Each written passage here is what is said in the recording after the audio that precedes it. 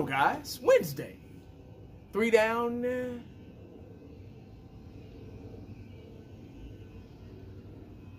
2 to go. All right, guys. You know how something just keeps...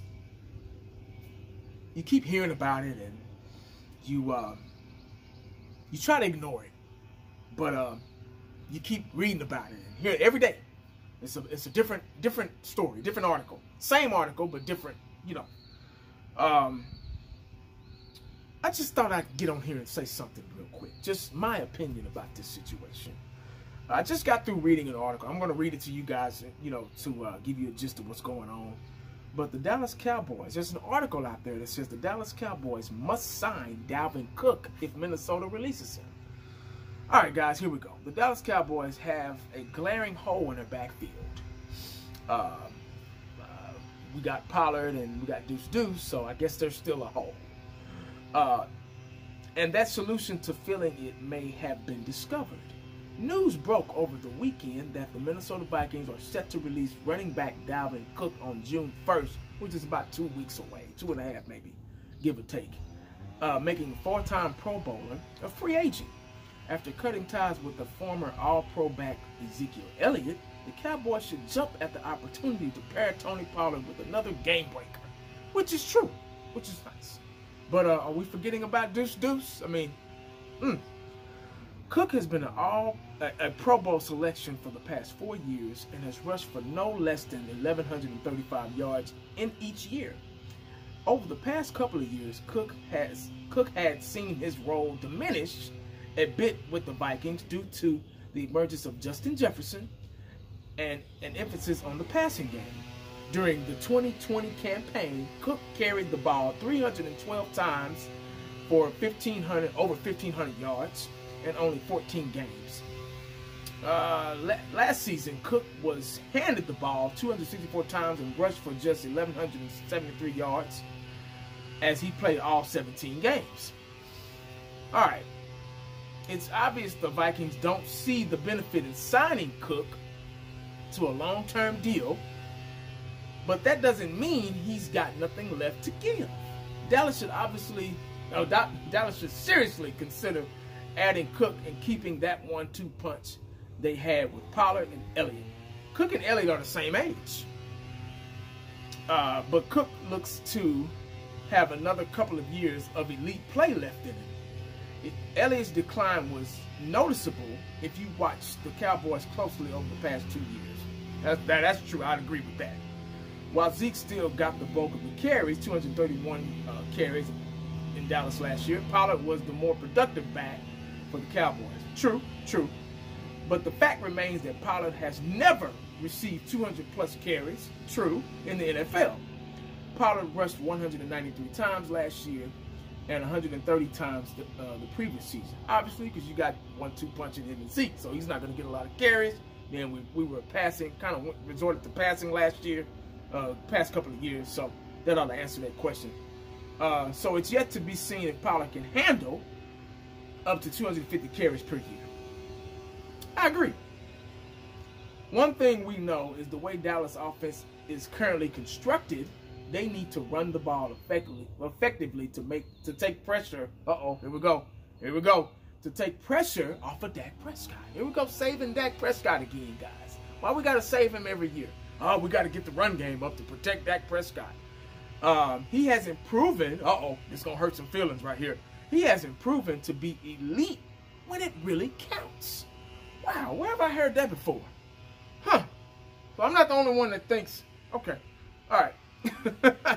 So a two running back system should be where Mike McCarthy is leaning towards. The Cowboys took running back Deuce Vaughn from Kansas State in the 6th round. He may contribute at some point, but the Cowboys are built to win now. I think I can agree with that. Built to win now, and signing Cook could go a long way in assuring Dallas stays in contention in 2023. Now, what y'all think about that? Do I think we're going to sign Cook? I don't think so. I just can't see it happening. I think the Dallas Cowboys are happy with what they did. I think they're happy with Pollard. Me, I'm kind of about Pollard because of the injury. That was a serious injury, serious breakage. And he is not going to be the same running back he's been for the past couple of years for us. Pollard is just 2 years younger than Zeke. And I just don't know. I'm not saying he's not going to be any good. I think Pollard is still going to make an impact, but he still has to prove himself to be a 3-down back.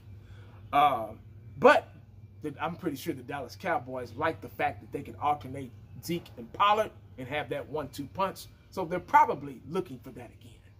Now, is Deuce, could he be that guy at his size and stature? We don't know yet. That's to be determined. I'm not going to get on here and say, oh, he's not going to do this. I know Pollard. I know how he plays. I know what he can do. I know what he can't do. So I can kind of voice my opinion about Pollard right now.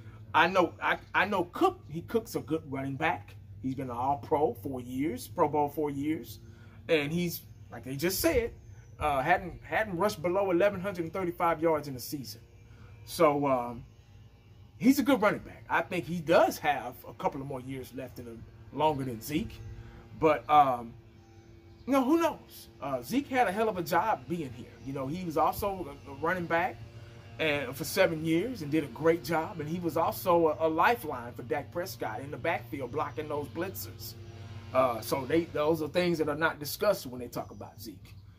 He could pick up a blitz like a mother, you know. Can Cook do that? Can Deuce do that? Can Tony Pollard do that? They're going to have to be able to do that. That's a part of the job. You're going to have to block too. You're going to have to catch balls out of the backfield. You're going to have to go in motion and line up in the slot sometimes. That's what Zeke did. Zeke had some big third down catches for us at times. You know, we got to find somebody that can fill the shoes of Zeke. I think Pollard could do that to a certain extent. I'm not sure what type of running back Pollard can be when it's just him without Zeke. You get what I'm saying? Players play differently, you know, with other players. You know, that's just my opinion. I may be wrong. I'm not always right, and I don't give a damn. But that's just my opinion. I don't know. I can't see it. Now, y'all let me know what y'all think about that situation.